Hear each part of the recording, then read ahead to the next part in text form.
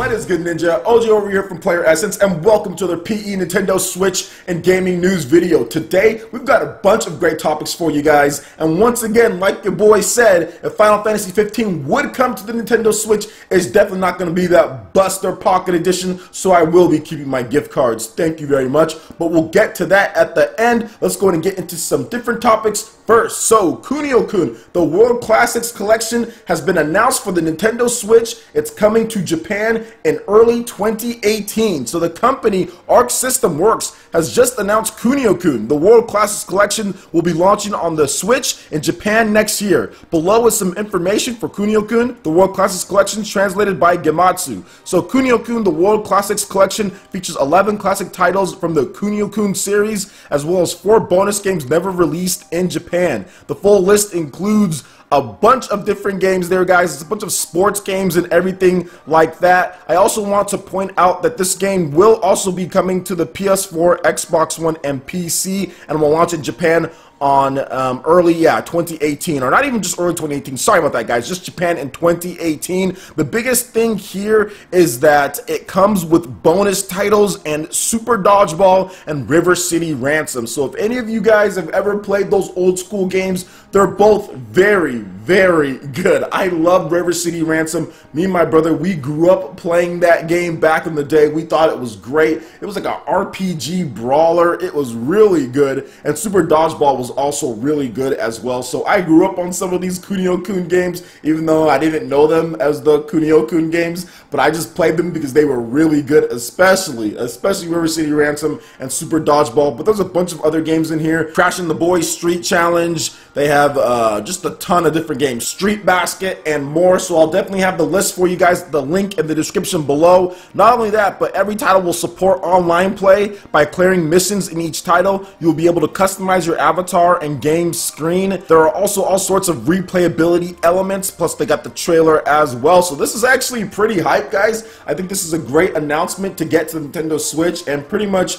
not sure why anyone would buy it on any other system unless, you know, for example, you don't have a Switch. But yes, having these titles, portable River City Ransom, portable Super Dodgeball, that is like my little inner 6-year-old OJ just screaming in joy. Seriously, man, this is really good news, and I'm so happy this is coming in online play. River City Ransom with online play on there. I think they came out with something on the 3DS, like River City Ransom sequel or something like that, but that was the 3DS, and I'm not even sure if there was online play. This is the Switch, so I can play it on my TV, and I can also play it on the go. So yes, sign me up for this. Yo, Arc System Works putting in work when it comes to the classic titles, Super Double Dragon on the Nintendo Switch, now this game right here. Plus, they're putting in work with Dragon Ball FighterZ as well. So, man, this is looking really good for this development company. I'm glad they're finding other projects outside of just what their bread and butter was, which was BlazBlue, which doesn't really sell as much. So I can see why they want to branch out as a company. Really happy about this, guys.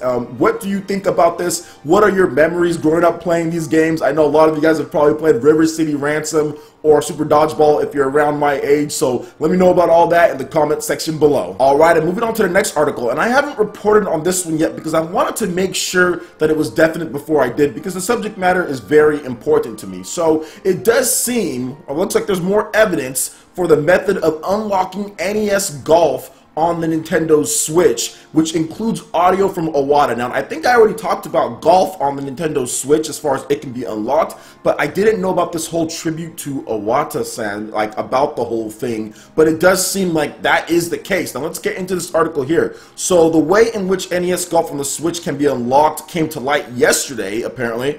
Even so, it seemed too crazy to be true. Additional videos and images have surfaced over the past several hours, and with all the evidence out there, it's looking more and more like the discovery is real. One such video is below. You'll notice that even includes audio from the late President Satoru Iwata saying Chokusetsu, which means direct, with the unlock date being July 11th, and that is the date of his passing. It seems like whoever came up with this went all out in honoring him, and obviously this was something that everyone, or maybe not even everyone at Nintendo, knew about. But as you guys can see right here, I'll actually have the video linked. You can see it playing, and it's pretty much like this is it, right, guys? Unless someone's playing a really cruel joke, which I don't know why they would do that at this point.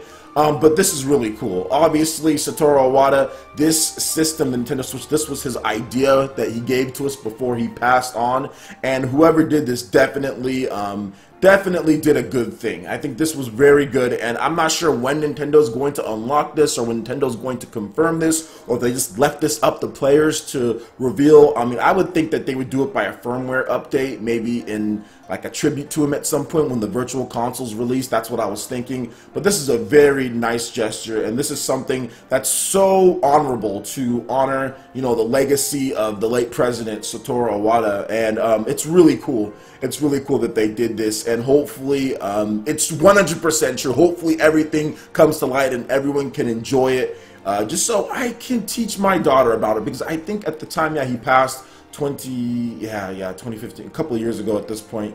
Yeah, it was a very, my daughter was very young, so she didn't really know anything about him. So hopefully this can be like a growing point for many people who did have kids around that time, and you can kind of teach them about this and what happened, and you can kind of show them this pretty cool golf game as well. Old school, I remember playing it back in the day. So yeah, man, what do you guys think about this? I think this is a touching tribute to Satoru Iwata, very fitting tribute to him, and I'm happy that whoever did this at Nintendo, or maybe it was a collaborative effort, whoever did it, God bless them, whoever did that, man. That was very great of them to do that. So awesome stuff, man. What do you guys think about this? Let me know in the comment section below. All right, and moving on to the last article here, and yes, I will be gloating slash boasting a little bit, because I had a couple people kind of take shots at me from different angles when it comes to this story, but I'm only going to be doing it to prove a point, guys. So Square Enix is trying to get the main Final Fantasy 15 on the Nintendo Switch, and they are talking with Nintendo and Epic. So much for that joke. Ever since Gamescom, we've heard about Final Fantasy 15 potentially coming to Nintendo Switch in some fashion. Now, director Hajime Tabata has now commented on the situation once again in an interview with Eurogamer. Some have thought that Square Enix would bring the recently announced Pocket Edition of Final Fantasy 15 to the Nintendo Switch. However, the company has been trying to determine if the original game can be put on Nintendo's console.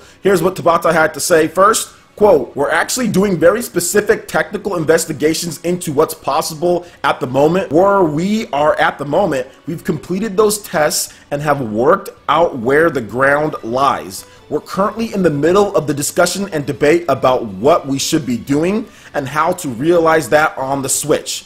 Tabata reiterated that he said before Final Fantasy 15's engine not being the best fit on Switch. However, Square Enix is talking with Nintendo and even companies like Epic about the best approach in bringing the game to Switch and what could be done. Tabata explained, "The other thing, you see the mobile version, the PC version, one thing we value is to optimize the way the game plays and the experience for the individual hardware it's on rather than one-size-fits-all approach. We can't currently announce anything." I'll repeat that. We can't currently announce anything. We haven't come to a full decision on the best way to do it yet. We're having very open, frank discussions with Nintendo at the moment about what they think is best to do. It's all under investigation.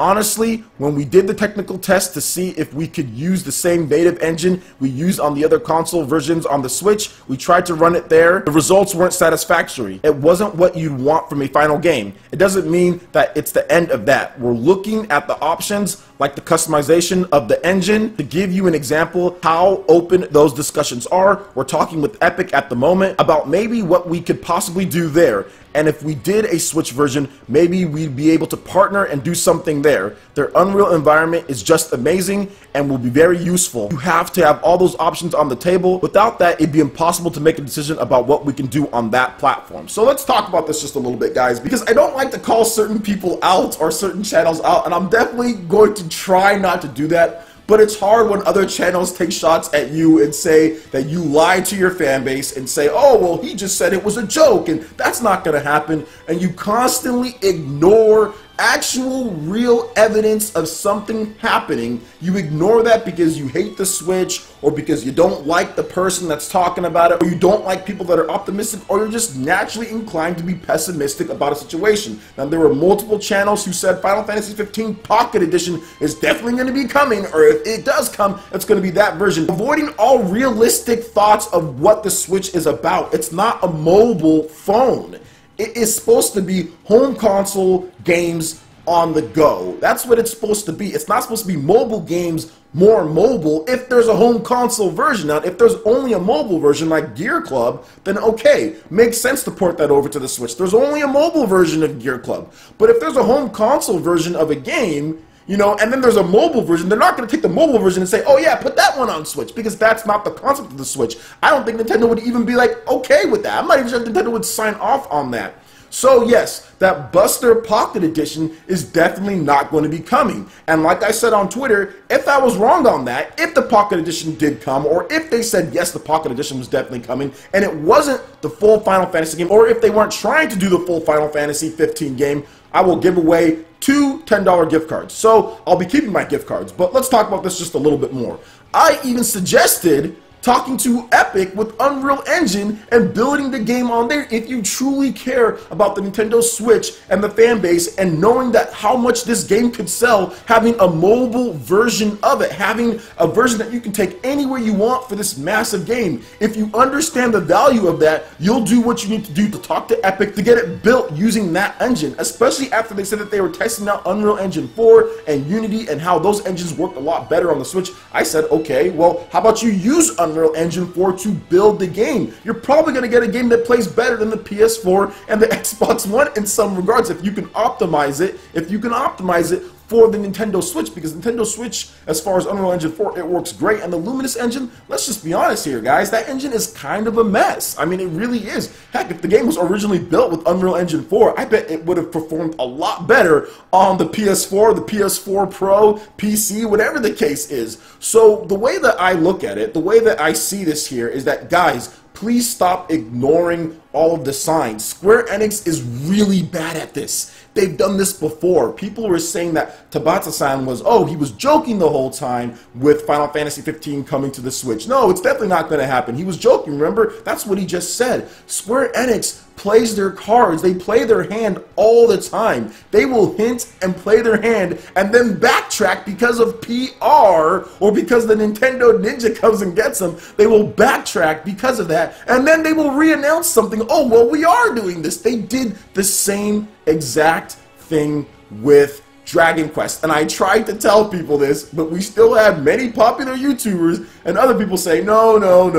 they were right, you know. So that's the thing that I wanted to say, guys. Please listen to all of the different signs here, okay? Especially Square Enix, especially them, because Square Enix is notorious for announcing things and slipping up way too early. Uh-oh, all the media is reporting on it, all the American press is reporting on it, backtrack, okay, and then just re-announce what they just said the first time. This is not the first time Square Enix does this. This will not be the last time Square Enix does this. I always had hope, and I always thought that this game was going to come, because you can't sit here and deny the sales. And I said this. I said, look at the sales in Japan. Look at how the game tailed off so fast. People in Japan especially, that game sold pretty good on PS4 initially, and then completely vanished from the charts. Whereas if you look at the games on the Nintendo Switch, Nintendo's first party games, and heck, even stuff like Bomberman, that kept on the charts for a very long time. Yes, it didn't sell as much as Final Fantasy 15 at launch, but the fact that Super Bomberman R actually stayed on the charts for a significant amount of time. Imagine having a completely portable version of Final Fantasy 15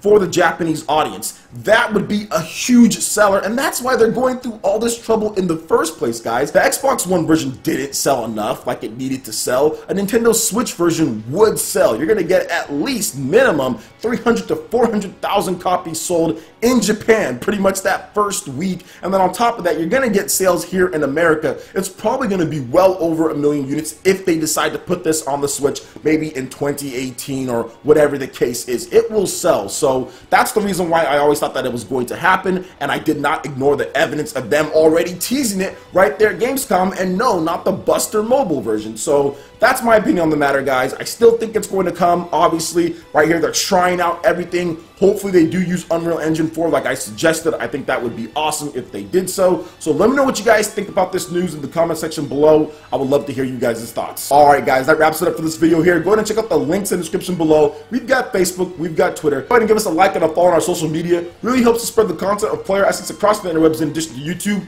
Also make sure you check out our Patreon page, Pledge any tier, be entered in to win some awesome prizes each month. And it's just that, we have Discord voice chat and $10 prize eShop tournaments for Mario Kart 8 Deluxe, Splatoon 2, and more. So support PE Live and PE Arena right here on PlayerEssence. Also, make sure you hit that like button if you did like this video. Lets me know you guys want more content like this going forward in the future. And subscribe to PlayerEssence for the latest news, reviews, discussions, and more. Thank you so much for watching, and we'll catch you for the next video. Peace.